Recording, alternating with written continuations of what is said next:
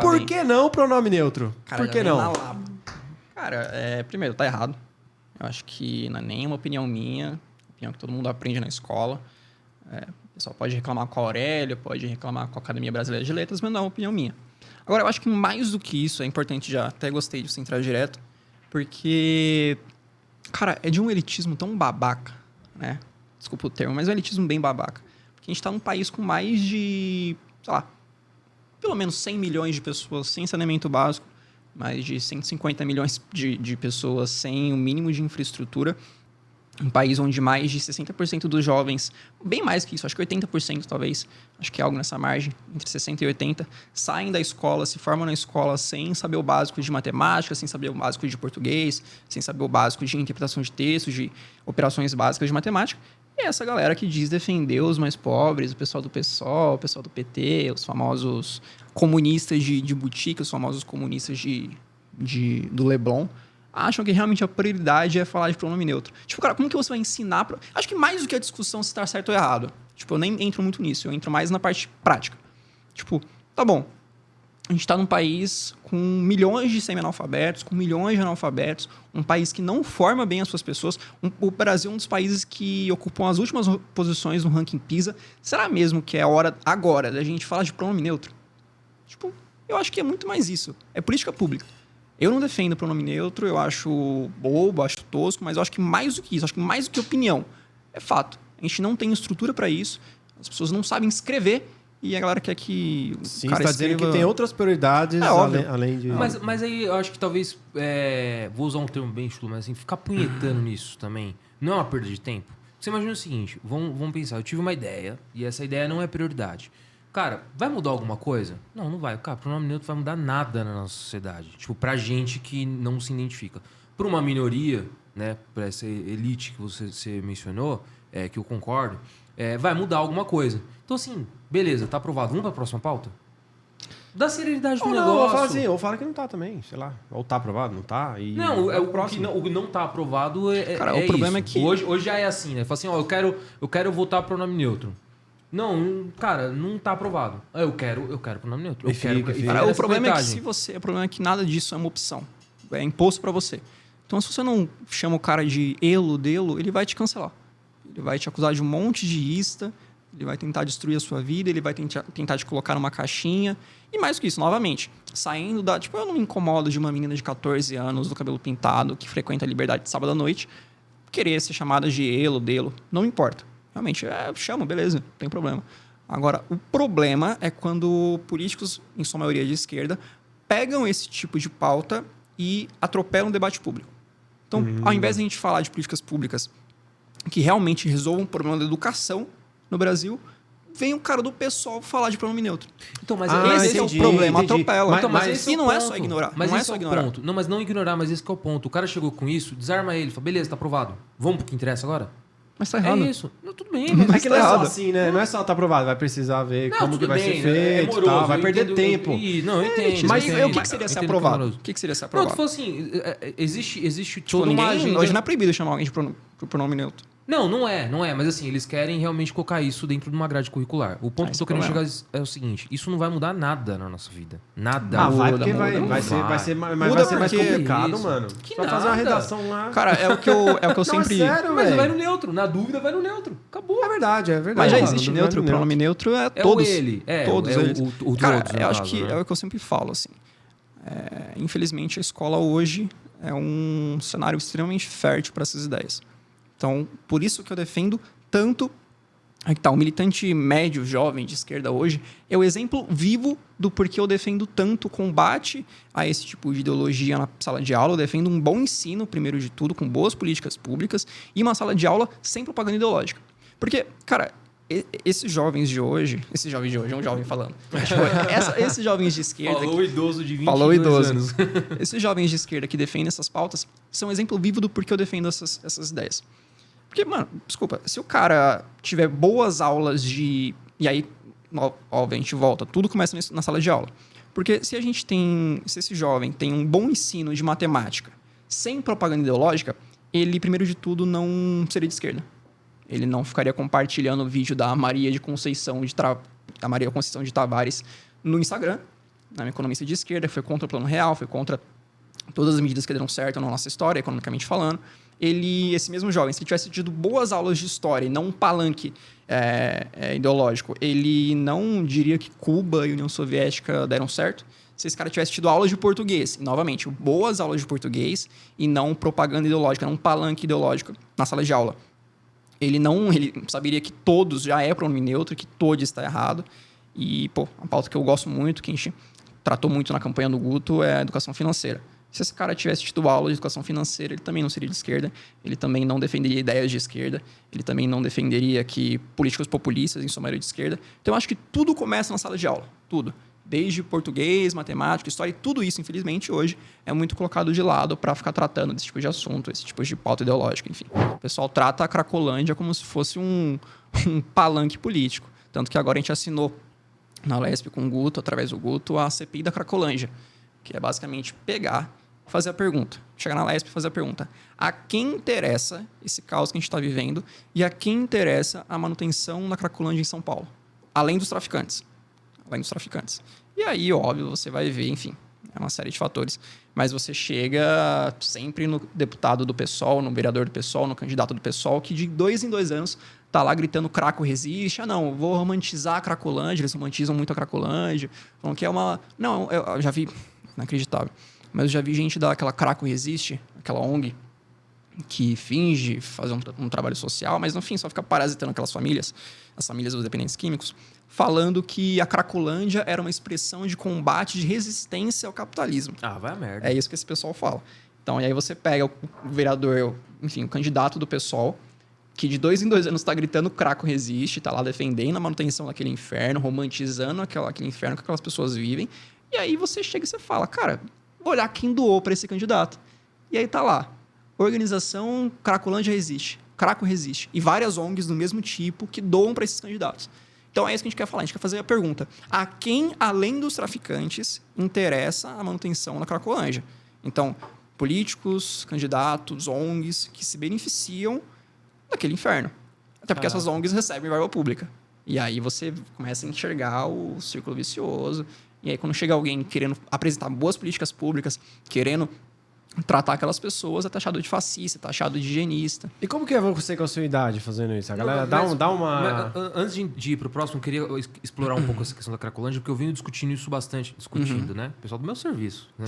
Mas é discussão, pô. Mas eu acho muito interessante, porque todo mundo que a gente conversa, que eu converso assim, não tem uma visão muito clara de como que é a Cracolândia.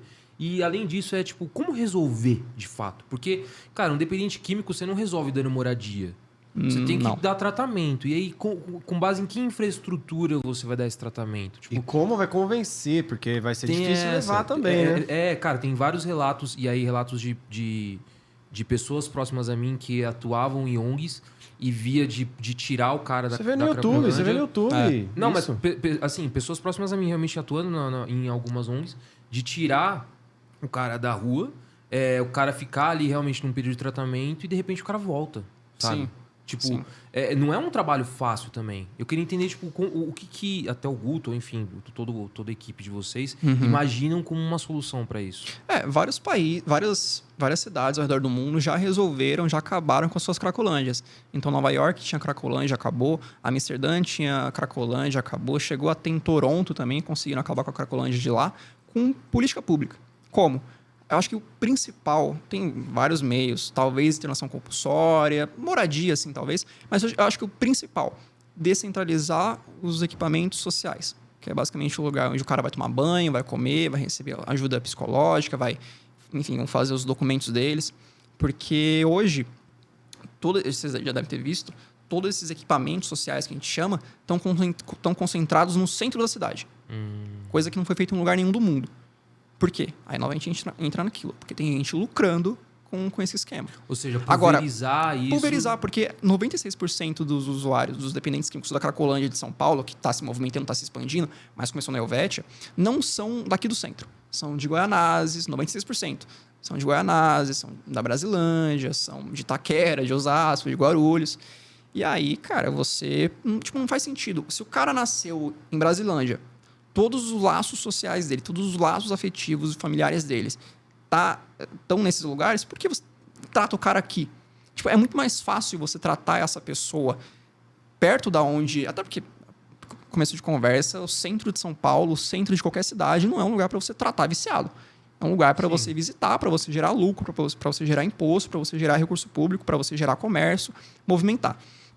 Então, eu tenho uma dó do centro de São Paulo. Tá horrível, daqui a pouco eu falo. Tá horrível, tá porque, horrível. É bizarro. Pô, o negócio era para Tá ser abandonada. engarear muita grana ali, turismo e... Então você pega esses equipamentos que estão hoje no centro, você coloca eles onde, novamente, 96% dos dependentes químicos estão, afastados da cidade, e aí você trata. Aí você dá banho, você dá comida, você faz documento, você aproxima dos familiares, até porque é muito mais fácil. É só a gente pensar uma coisa lógica. São Paulo, a cidade de São Paulo é a maior cidade do Hemisfério Sul. É a maior cidade do Brasil, do estado e de todo o Hemisfério Sul. Então, tipo, as pessoas estão andando, óbvio, você tem que se importar com as pessoas, né? Empatia. Agora, boa parte das pessoas que estão na corrida do dia a dia não vão olhar para aquele cara. Não olham. Então, agora, se ele estiver perto da onde ele nasceu, com os laços dele, tipo, é muito mais fácil o cara o dono da vendinha, que viu o menino crescendo, se preocupar com ele, sabe, olhar para ele. E é muito mais difícil esse viciado. Infelizmente, essas pessoas estão no inferno, né? A Cracolândia é um inferno. É muito mais difícil esse viciado ele assaltar, furtar ou matar alguém ou cometer algum crime na área onde ele nasceu do que no centro da cidade, onde ele nunca viu. Por uma questão de empatia também. Não sei se empatia. Mas, tipo, o cara, ele não vai matar o cara que viu ele crescendo. Não vai matar o professor dele. Não vai assaltar, não vai esfaquear o professor dele. Sim. Agora, ele pode esfaquear na cabeça dele um cara que passou andando e não olhou pra cara dele. Então, eu acho que o primeiro passo é descentralizar esses equipamentos para você fortalecer os laços, recuperar os laços dessas pessoas que estão completamente perdidos e evitar, tipo, assim, tirar essa gente do centro da cidade e evitar esse tipo de crime. Mas você acha que é possível estocar o vento? Nossa, velho. A Dilma no banco do BRICS é uma coisa inacreditável, né? Não, bicho, isso aí foi... A mina faliu uma loja de 1,99. Mas ela assaltava banco, destruiu a economia brasileira e agora é presidente então, do mas banco. aí, ó, mas peraí. Eu descobri há pouco tempo que ela assaltava banco, mano. Ela assaltava banco. Assim, sei lá, ano No passado. impeachment dela, isso aí foi... Eu não sabia, Assaltava velho. banco, era guerrilheira, Então, mas aí terrorista da ditadura. Caraca, Dizia mano. combater a ditadura, defendendo a ditadura do proletariado. Explodindo o combate à banco, ditadura na sequestrando época foi- gente, Caralho. matando militar. Mas, tipo, foi realmente... Ela era guerrilheira, pô. Era guerrilheira, ela foi presa por ser guerrilheira. Ela pegava em armas. Pegava em armas. E era guerrilheira. Ela era contra a ditadura, mas ela defendia uma ditadura do do proletariado.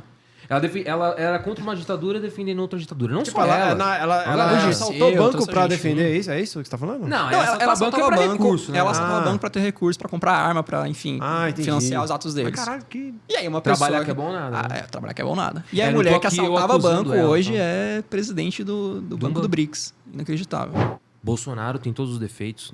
Cara, votei no Bolsonaro a contragosto no segundo turno. Total. Mas pensando numa situação como essa... Aí, de novo, o novo Você votou se assim que eu posicionar... tô ligado, eu vi. Você que né? Eu não. Cara, você votou. Voltou com a Glock. É. 22. Mas pensando nesse raciocínio, eu entendo que o Bolsonaro, numa balança ali, você iguala os dois, enxergando o Lula e o Bolsonaro de uma mesma forma.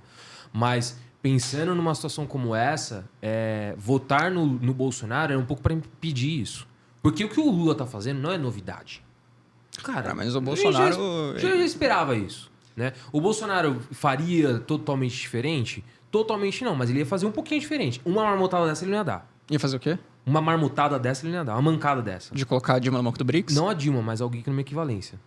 Cara, ele colocou o Paulo Guedes no Ministério da Economia e não tirou ele. O cara mas afundou o país. Não, tudo bem, mas ele tinha uma base técnica, pelo menos. O cara tentou indicar o próprio filho para embaixada nos Estados Unidos. Tudo bem, isso Não aí... sabia falar isso aí é uma... 3 frases em inglês. Sim, isso eu não discordo, mas assim, entre o Paulo Guedes e o Haddad. Cara, E o eu acho que o Haddad estava nítido que ele ia ser o ministro do Lula. Eu Tava acho claro que o Brasil, isso. eu acho que o Brasil não merece ficar entre Paulo Guedes e Haddad, Lula e Bolsonaro. Mas a gente Eu ficou acho que a no gente é mais que isso. turno. Mas não era, não precisava. Não tinha só 2 candidatos. Não, mas no segundo turno a gente tava... No segundo turno, sim. Cara, mas é que eu falo. Voto é uma coisa extremamente egoísta. Você não precisa votar porque você acha um menos pior que o outro. Até porque se você pegar, o Bolsonaro fez tudo que o PT sempre quis fazer. O Bolsonaro perseguiu o opositor, Bolsonaro não foi nem um pouco liberal na economia, não privatizou nenhuma estatal, não combateu nenhum privilégio, muito pelo contrário, privilegiou os amigos dele, votou pelo fundão de 6 bilhões de reais. Então, se você pegar, o Bolsonaro fez tudo o que o PT faria e vai continuar fazendo. Mais do que isso, o Bolsonaro abriu precedentes, como perseguir opositores, como estourar teto de gastos. O Bolsonaro começou com esse papo hoje de estourar teto de gastos. Ele abriu precedentes para o PT fazer o que bem quiser. Então, se hoje o PT voltou, primeiro de tudo, foi por culpa do Bolsonaro, porque ele traiu essas pautas, ele deixou o país falir, ele foi, sim, omisso na pandemia. E aí, cara, é tanto erro que qualquer pessoa que chegar um pouco mais sensata, um pouco, que o Lula também falou que Covid era uma bênção de Deus. Porra. Mas qualquer pessoa que chegar um pouco mais safa conseguia derrubar o Bolsonaro. E aí, cara, é aquela coisa. Você validou tudo que o PT falava. Ô Benjamin, agora pensando em modelos políticos, vamos imaginar daqui a alguns anos, MBL um partido forte na Câmara, no Senado, tem ali posições consistentes no Executivo.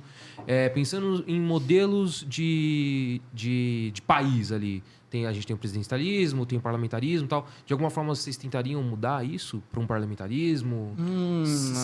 Como que vocês enxergam o modelo de parlamentarismo? Eu sou parlamentarista. Gosto muito do modelo. Eu acho que se o Brasil fosse uma república parlamentarista, a Dilma tinha caído rápido, Lula tinha caído rápido, o Bolsonaro tinha caído rápido. É um processo mais ágil, né? É mais ágil, é mais estável. Mas eu acho que isso não é uma coisa que a gente quer tocar chegando no poder. Não é assim que funciona. Capital político. Eu acho que vale mais a pena gastar capital político com boas reformas, com boas propostas. Então, combate a privilégio, combate a gastos, combate a gargalos com o dinheiro público, reforma da Previdência, uma reforma tributária, uma reforma administrativa. Eu acho que essas pautas muito distantes, eu acho que é um debate muito longo, mas eu sou um grande entusiasta, assim. Eu sou entusiasta do parlamentarismo. Eu gosto bastante. Tem algum país que você acha modelo, assim? Você fala, pô, não de parlamentarismo, mas de que você fala, pô, política, assim. Tipo, cara, um país modelo. Que você fala, pô, ali funciona, ali é da hora. Ou. Cara, eu gosto muito do Canadá. Gosto muito do Reino Unido, gosto muito da França, gosto muito do Japão, Coreia do Sul, até a Índia. A Índia é um país com todos os seus defeitos, é um país que hoje vem crescendo mais do que a China até. Em PIB, todos os anos. É um país que extremamente miserável, mas que está conseguindo, com todos os seus problemas, com toda a sua miséria, crescer, capacitar a mão de obra, capacitar... Que ainda é forte em tecnologia. Exato. Um polo exportador de gênios. Então, eu acho que tem boas políticas públicas em todos os países. Não só... Todos os países, óbvio, menos alguns aí, né? Cuba, Venezuela, Coreia do Norte. Mas eu acho que tem boas experiências que a gente pode pegar e adaptar. Eu acho que pensar num modelo perfeito que se adeque a qualquer país é muito difícil, né? Tipo assim, essa aqui é a cartilha, no meu país deu certo, no seu vai dar. Porque tem muita questão cultural. Né? Sim. Agora, tem umas coisas que são comuns. Então, liberdade econômica, combate a privilégios, combate a gargalos com o dinheiro público, boas políticas públicas. Por exemplo, eu usei o exemplo da Cracolândia. A gente pode importar o que deu certo em Nova York ou em Amsterdã. Sim. Mas realmente tem questão cultural, enfim. Mas testar modelos, né? Testar modelos. O problema é que a gente não pode testar, a gente não pode insistir no que deu errado isso que eu ia falar. Milhões de vezes ao longo da história. Então, vou testar um modelo aqui. Cara, você consegue aferir resultado de um teste muito rápido. Então, cara, não deu certo, vamos trocar. Claro que também ficar testando, você prejudica toda uma geração. Cara, ali. que é um princípio conservador, né? O princípio da prudência. Sim. Então, você pode ver o que deu certo ao redor do mundo e tentar aplicar no seu modelo, né? E aplicar. Cara, tem um outro assunto que me deixa muito puto toda vez que a gente toca, é o Pacto Federativo. Pacto Federativo, cara, pra mim é algo muito... O lance lá de São Paulo e tal. É um negócio assim que me incomoda muito. Eu acho que deveria ter um ajuste nisso, deveria consertar isso. Óbvio. Claro que não da noite pro dia, porque a gente ia ter muita gente que ia se prejudicar numa história dessa. Mas, assim, você consegue ter uma opinião sobre isso? Óbvio. De como mudar, enfim? Cara, aí é bem difícil. Teria que ter o interesse do presidente, o interesse de uma boa base no Congresso e também o interesse do governador de São Paulo para comprar essa briga. A gente tentou, enfim, o Arthur foi cassado, mas a gente tentou a candidatura dele e ele bateu muito nessa tecla. Então, eu acho que dá para fazer. É difícil. Não acho que vai acontecer nos próximos 5, 10, 15, 20 anos. É um processo longo. Mas dá para fazer. Agora sim, é realmente um absurdo que de R$11 que São Paulo manda para a União, volte R$1, R$2, R$3. Né? E até uma coisa que, assim, se você... O pessoal fala muito mal do Nordeste, injustamente. Ah, não, é sustentado. O Nordeste não é sustentado. O Nordeste é infantilizado. Total. Porque, cara... Assim, é muleta. É muleta.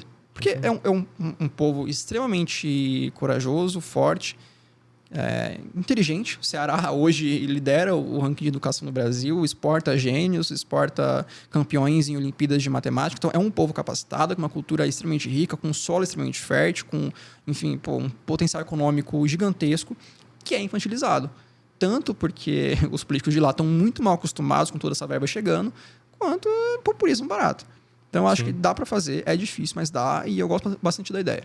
Não só por São Paulo. Eu sou um paulista nato, adoro meu estado, acho que a gente tem que ser mais independente, acho que tem que ter mais dinheiro ficando aqui para investir em segurança, educação, mobilidade urbana e infraestrutura, mas eu acho que também é uma questão até nacional. Gente, o Nordeste precisa se emancipar.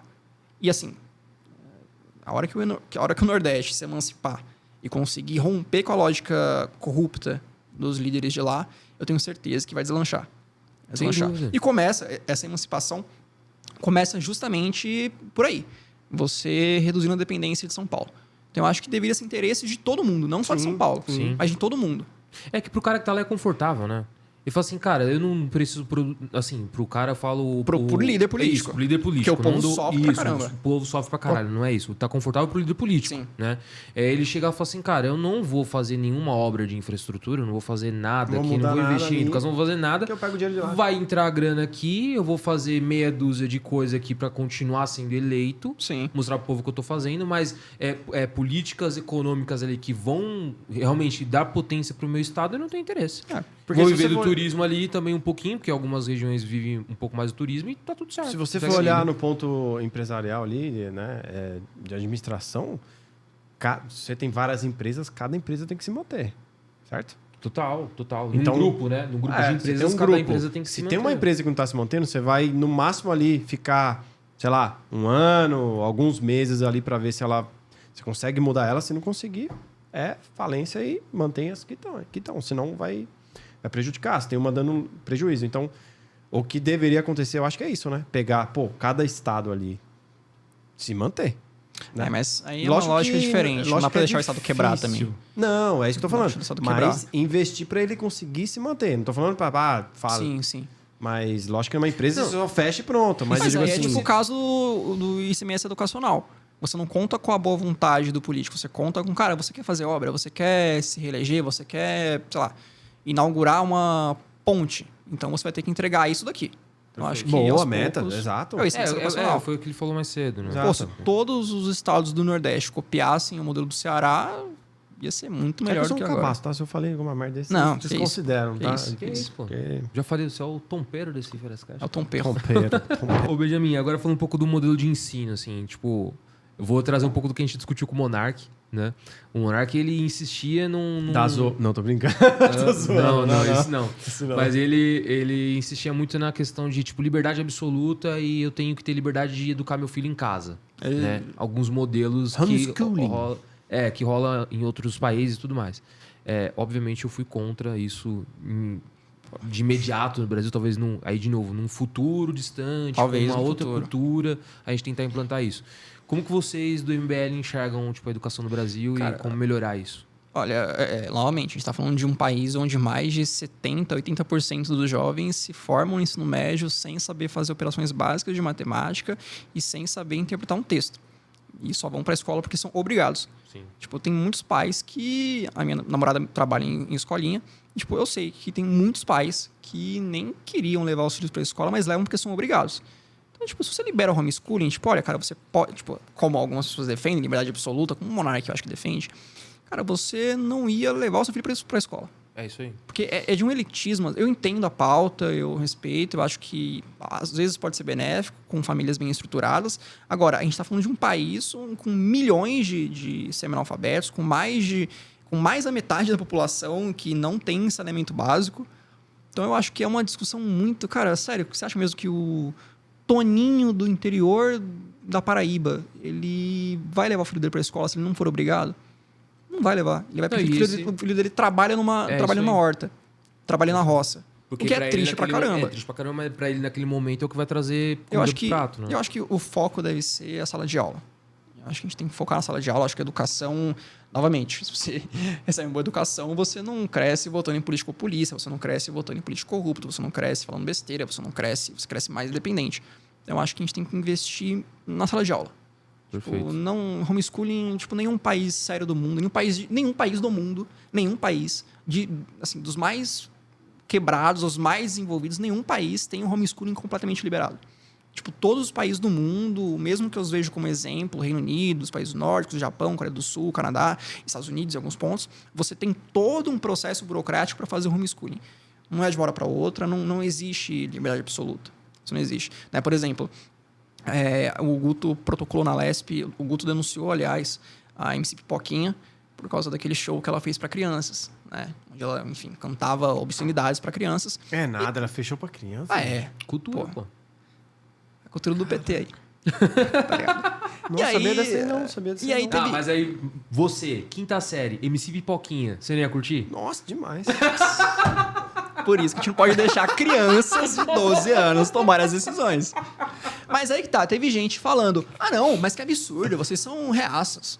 Cabe ao pai educar o filho. Desculpa, o pai não pode escolher se o filho pode beber ou não. O pai não pode escolher se o filho pode dirigir ou não. O Estado tem que intervir. O Estado tem que intervir.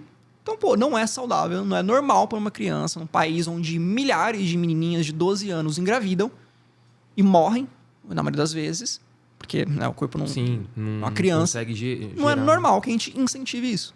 Tipo, eu não acho normal você pegar um monte de criança que, infelizmente, no contexto ali era de periferia, então, muitas vezes, famílias desestruturadas, desassistidas, e pegar essa menina que já tem uma propensão, infelizmente, enfim, pela precariedade escolar, muitas vezes pela... Enfim, ela tá exposta a essa situação. ela tá exposta. E aí você Sim, pegar isso essa é criança que fato. já tá exposta e expor mais ainda, tipo, romantizar, eu acho perigoso.